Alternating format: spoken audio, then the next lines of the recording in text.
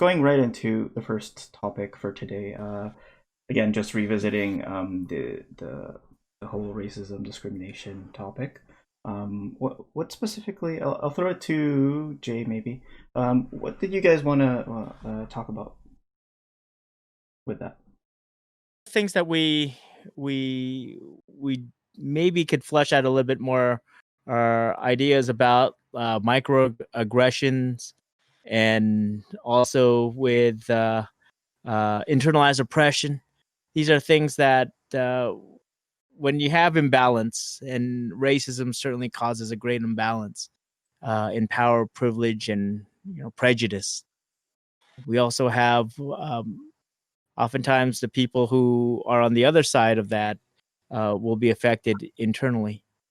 Um, and so part of the conversation is, how do you see yourself when someone looks at you, or maybe perhaps you're rejected, or you feel, a sense of discrimination. It's not outward. It's not like, people are burning crosses on your lawn, but you feel something, or you hear something that is looked upon negatively upon you, and it's seen as not just being you individually, but you as a whole group. How does that look upon? I remember anytime, like, there was, when I was a kid, anytime that there was Filipino on the news and they did something bad, oh, my parents and all our family members say, "Hey, look, there's a Filipino guy." And then when they did something bad and they got arrested, I remember when Kunanan, that serial killer who killed Versace, came out, and we were like on the TV. It's like, oh no, he's a Filipino guy. No, oh, uh, Yeah. God, it is like that guy shamed all of our people, made us look bad. And irregardless if that guy was like a psychopathic serial killer, he still put shame upon all of us.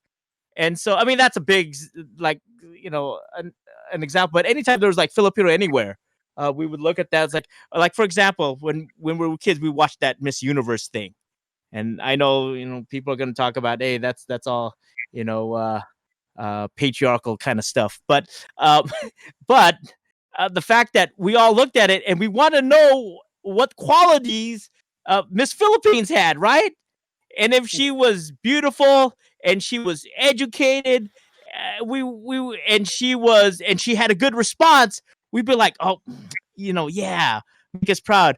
But if she didn't, she would, and she didn't look good, and she wasn't smart. Oh my gosh, we would look at it and it was like, oh my god, her family just sold the most tickets. That's how she got there, right? Um, and it was almost as if that person held the burden of the rest of us. Why does that one person have to do that for all of us? Why can't we stand individually and have merit ourselves? Well, part of that is that there's certain inequities that happen in the world, right? And so, we recognize that. Is it fair? No, it's not fair, but these are things that do exist. There's a stereotype threat that happens out there, and things that we really have to address in terms of like how we see ourselves and our identity. So I think that it's worth fleshing out a little bit more, because a lot of times these things happen unconsciously to us, or we also repress these kind of like experiences. The whole idea of internalized oppression, which comes as an antithesis to someone else having much more privilege than yourself, is that sometimes it manifests itself as a self-hatred, or you look at your own people in kind of like in much more harsher, negative ways. And if anything, I don't know, but have you noticed, how judgmental sometimes we are on our own people? I mean, that's true. And so these are all of these unconscious biases that we have to kind of like, flush out within ourselves. We have to truly be, confront those things within ourselves if we, even point to other people, to be, whole and non-racist and all of that. So, anyways, there's a lot more stuff to flush out about that, but I thought that maybe perhaps it'd be good to have a little bit more conversation about that, because these are topics that many of our people are wrestling with nowadays. Or even the fact that, how do you deal with like maybe like like our parents' generation, who undoubtedly have much more racist things to say. Mhm. But then we know that that's part of their experience too. So how do you honor that? But at the same time, you know, I mean, do you confront it by just arguing with your parents? And I know families have done that. But Especially now. or Yeah. do you just acknowledge that as part of, you know, hey, okay, that's part of our lived experience. So I think we have to be honest with these kind of things and maybe bring it out a little bit, and maybe have uh, see where maybe there's a much more uh, forward-looking dialogue about it. I think the beauty. Anyone else want to say? Now, I think the thing is so interesting, Jay. I think now, I think our parents are so much more older too, that if we do go into dialogue with them, I think there's easier to have that exchange. Yeah, As opposed adults. to as adults, Mhm. because you know, I think if we were to have this conversation with them, if we were to have had this conversation with them about 10 years ago, even, you know, it would be a lot more fiery. I think certainly in my experience, but now I think with parents as they've got older and as we've got older, I think we can have those discussions a little bit more and have that dialogue open up, and they're just so much more opening to. I think they just got to the point where they're tired. They're tired. They're Retired, so they're just okay, you know, teach me or something, you know. I get that a lot from them, but no, it's true. I mean, there's it's not the is what you said. It's not the obvious to me. That's been the most hurtful through my experience. It is the microaggression, and it's the and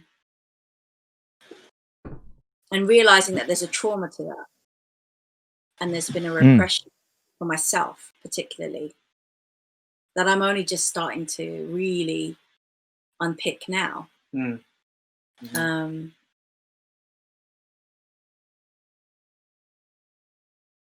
Well, yeah, I think that.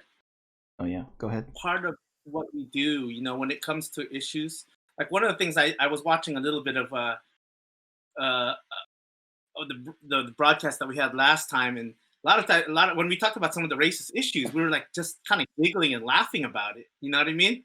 Because that's one way to cope with it. I mean, there's a reality that happens, and it's the reality. And so, I mean, for a lot of Filipinos, like they laugh about stuff, you know, in general. And I think we do, you know, even as Igorots, we still do the same.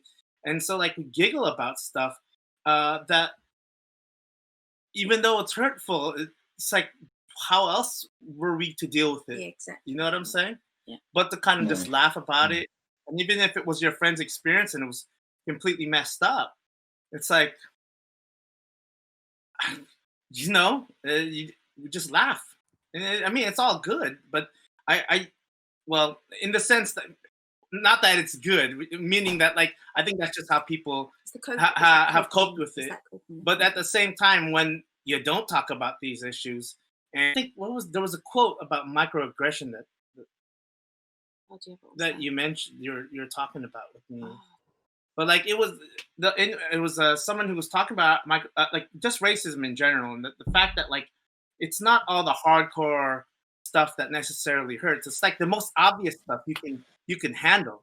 But when it's like just like small things that happen, but like constantly over time, you know, like at some point something's gonna happen, and if it doesn't come out as an individual, it'll come out when you're with others. And I think that's what we're kind of seeing when it comes to the protests. People didn't feel like they have a voice, but once they got a critical mass, boom, you know, it just comes out. And I think those are the things that we have to observe in ourselves when issues like this happen. You know, even when you think about the past, because it was funny. Like after we finished the broadcast, all the stuff, more and more stuff started running through my head about what happened in my past. Like I remember one story